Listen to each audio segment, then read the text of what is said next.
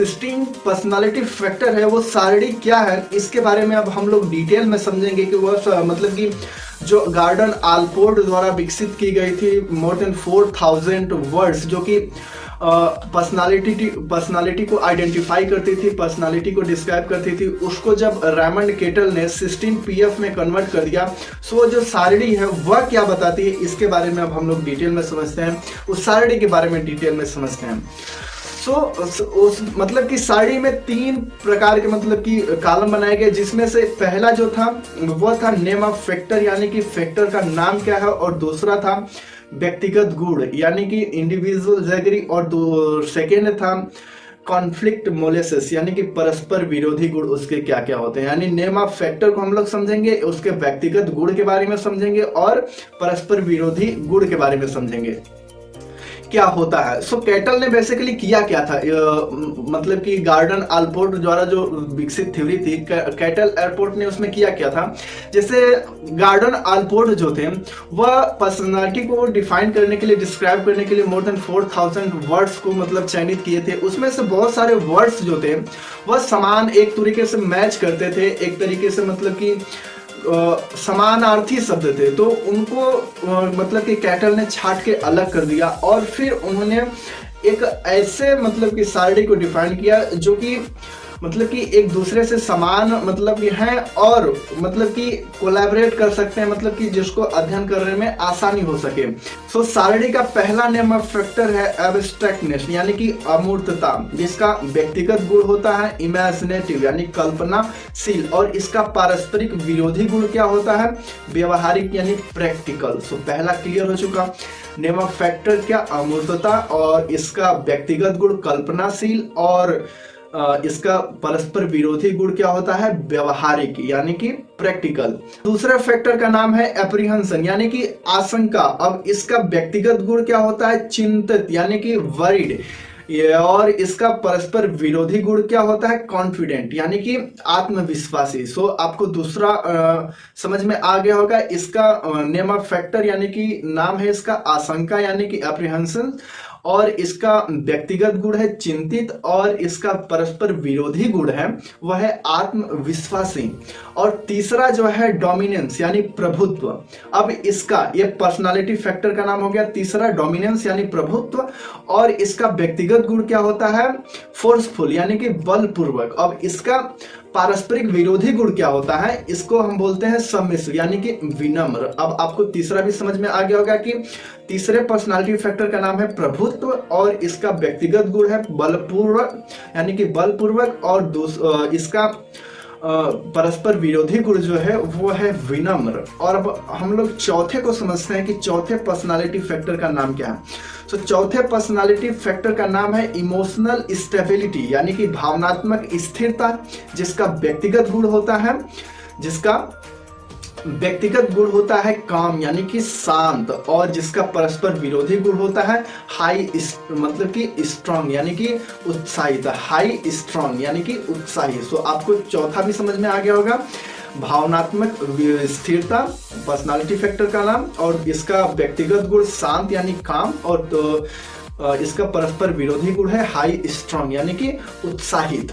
अब हम पांचवें पर्सनालिटी फैक्टर का नाम समझते हैं लाइवलीनेस, जिसको हम आजीविका बोलते हैं, और इसका व्यक्तिगत गुण होता है स्पॉन्टेनियस यानी सहज, और इसका परस्पर विरोधी गुण होता है रिस्ट्रेंड यानी कि संयमित। अब हम लोग छठे को समझते हैं कि पर्सनालिटी फैक्टर कौन सा है। तो छठा पर्सनालिटी फैक्टर वो है जो है ओपननेस टू चेंज यानी बदलने के लिए खुलापन। अब इसका व्यक्तिगत गुण क्या होता है फ्लेक्सिबल यानी कि लचीला। अब इसका मतलब कि परस्पर विरोधी गुण क्या होता है अटैच्ड टू द फेमिलियर यानी कि परिचित से जुड़ा हुआ यानी परिचित से जुड़ा हुआ। सातवां पर्सनालिटी फैक्टर का नाम है परफेक्शनिज्म यानी कि पूर्णतावाद, और इसके व्यक्तिगत गुण का नाम है कंट्रोल्ड यानी कि नियंत्रित, जिसका परस्पर विरोधी गुण है अनडिसिप्लिन्ड यानी कि अनुशासनहीन। अब हम लोग आठवें पर्सनालिटी फैक्टर का नाम समझते हैं। पर्सनालिटी फैक्टर आठवां जो है वो है प्राइवेटनेस यानी गोपनीयता, और इसका व्यक्तिगत गुण जो है विचारशील यानी कि डिस्क्रीट, और इसका जो परस्पर विरोधी गुण है वो है ओपन यानी कि खुला। अब हम लोग नवे पर्सनालिटी फैक्टर का नाम समझते हैं। नवा पर्सनालिटी फैक्टर जो है रीजनिंग यानी कि तर्क करना, और इसका व्यक्तिगत गुण है सार यानी कि एब्स्ट्रैक्ट, और इसका मतलब कि कॉन्फ्लिक्ट मोलेसिस यानी कि परस्पर विरोधी गुण जो है इसका कॉन्क्रीट यानी कि ठोस। अब हम लोग 10वें पर्सनालिटी फैक्टर का नाम समझते हैं। 10वें पर्सनालिटी फैक्टर का नाम जो है रूल कॉन्शियसनेस यानी कि नियम चेतना, और इसका व्यक्तिगत गुण जो है कॉन्फॉर्मिंग यानी कि अनुरूप, और इसका जो परस्पर विरोधी गुण है वह है नॉन कॉन्फॉर्मिंग यानी कि गैर अनुरूप। 11वां पर्सनालिटी फैक्टर का जो नाम है वह है सेल्फ रिलायंस यानी कि आत्मनिर्भरता, और इसका व्यक्तिगत गुण है सेल्फ सफिशिएंट यानी कि आत्मनिर्भर, और इसका परस्पर विरोधी गुण है डिपेंडेंट यानी कि आश्रित। अब 12वें पर्सनालिटी फैक्टर का नाम है जो है सेंसिटिविटी, जिसका मतलब हिंदी में हम इसको संवेदनशीलता बोलते हैं। इसका व्यक्तिगत गुण होता है टेंडर हार्टेड यानी कि कोमल हृदय, और इसका जो परस्पर विरोधी गुण होता है वह होता है टफ माइंडेड यानी कि कठोर दिमाग वाला। 13वां पर्सनालिटी फैक्टर का जो नाम है सोशल हार्डनेस, जो कि सामाजिक साहस हिंदी में बोलते हैं, और इसका जो व्यक्तिगत गुण है वह है अनइनहैबिटेड बेहिचक, और इसका परस्पर विरोधी गुण जो है वह है साई यानी कि शर्मिला। अब 14वें पर्सनालिटी फैक्टर का जो नाम है वो है टेंशन यानी कि तनाव, और इसका व्यक्तिगत गुण जो होता है इन पेशेंट यानी कि इन पेशेंट को आप समझ सकते हैं, और इसका परस्पर विरोधी गुण जो होता है रिलैक्स्ड यानी कि मतलब कि आराम, रिलैक्स्ड। अब हम लोग 16वें पर्सनालिटी फैक्टर को समझते हैं, जिसका नाम है वार्मथ यानी कि गर्मजोशी, और इसका व्यक्तिगत गुण है आउटगोइंग यानी कि निवर्तमान, और इसका जो परस्पर विरोधी गुण है वह है रिजर्व्ड यानी कि आरक्षित।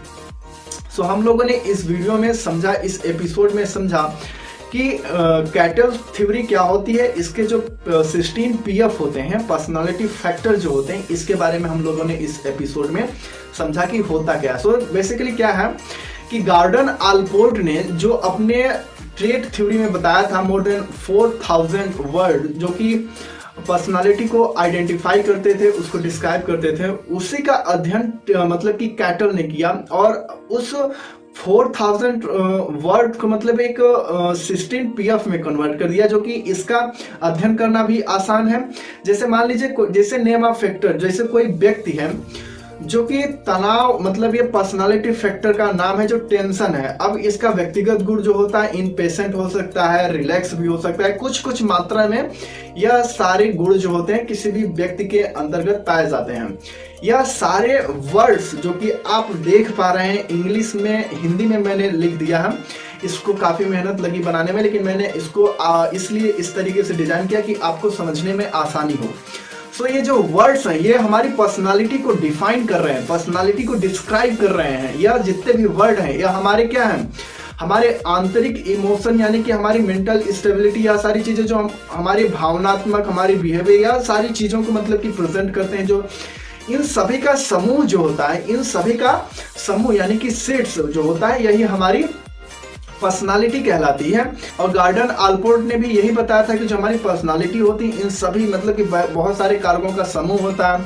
और कैटल ने भी मतलब कि उसको और तरीके से आइडेंटिफाई किया, और तरीके से स्टडी किया, और इसको इस तरीके से कन्वर्ट कर दिया जिसको यूज करने में आसानी हो, जिसको स्टडी करने में आसानी हो। सो हम लोगों ने दोनों थ्योरी को कवर कर लिया, ट्रेड्स में दोनों थ्योरी को कवर कर लिया। गॉर्डन आलपोर्ट यानी कि गॉर्डन आलपोर्ट द्वारा जो विकसित थी वो ट्रेड क्या होता है वो थ्योरी हम लोगों ने समझ लिया, और कैटल ट्रेड्स के बारे में भी हम लोग इस वीडियो में समझ लिया। सो गाइस आज के इस वीडियो में बस इतना ही रखते हैं। अगर आपने चैनल को सब्सक्राइब नहीं किया तो प्लीज चैनल को सब्सक्राइब कर दीजिए, वीडियो को लाइक कर दीजिए, और सभी दोस्तों के पास शेयर कर दीजिए जो साइकोलॉजी के स्टूडेंट है, जो आपके दोस्त आपके साथ पढ़ते हैं।